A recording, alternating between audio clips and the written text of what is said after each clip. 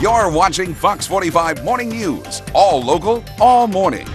Coming up, changes for prostate cancer screenings, why doctors are saying the test, and one organization actually saying that the test does more harm than good when it comes to detecting cancer, and who is disagreeing with that new information. The United States Preventive Services Task Force is telling healthy men they should no longer get screened for prostate cancer. They say the blood test does more harm than it actually does good. The concern is that if a man receives a positive test, that he may begin treatment that is much more dangerous and potentially deadly compared to the slow-growing tumor that may actually never cause a problem. But not all doctors or patients agree with the new recommendations. Many say it's doing men a disservice. Dr. Ron Tutrone, Division Head of Urology at GBMC, joins us with a closer look at the issue. Good morning. Good morning. All right, so the new guidelines kind of shocked a lot of people and raised a lot of questions.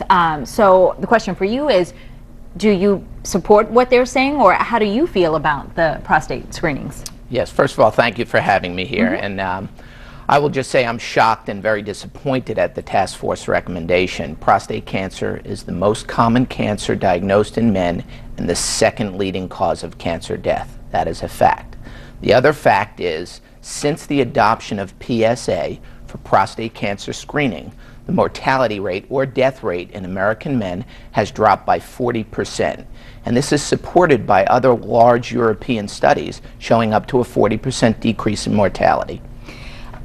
Having said that, it seems like it's kind of crazy to come out with a recommendation like this, but they support it by saying these are typically slow-growing tumors that can be monitored, but if you jump into a plan of action, it's the action that is often more deadly than that tumor ever would be.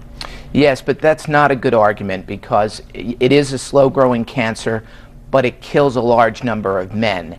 And the fact that most men will die with the disease rather than from it is just a testimony to how prevalent it is and how many men will have this. The problem here is that the task force did not look at recent data supporting PSA use and how it saves men's lives. The task force consists of pediatricians and internists. There are no urologists or oncologists who treat prostate cancer on this panel.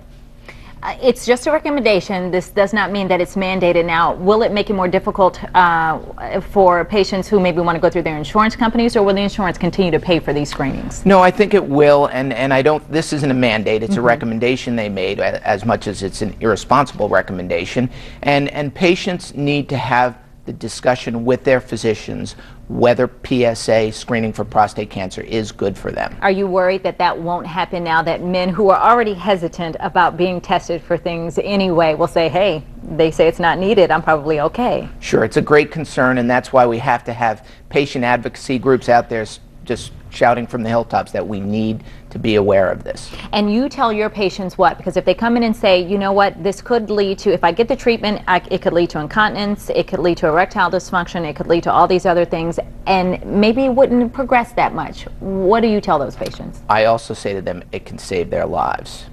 And so I tell them it is a very important test, and if used properly, and we really carefully study how we manage their PSA and whether we do a biopsy, that you try to avoid unnecessary biopsies, but in men whose PSA is rising rapidly, it can indicate a very aggressive cancer. And just in general, who should get these tests and when do they get them? Right. Well, our recommendation in the American Urologic Association is that all men over 40 should start screening, and especially men who have a family history or of African American descent. They should get it. How often? They're high risk. Once a year. Once a year. All right. Dr. Tutrone, thank you so much for coming in. Thank you, Patrice. Well, coming up, it is...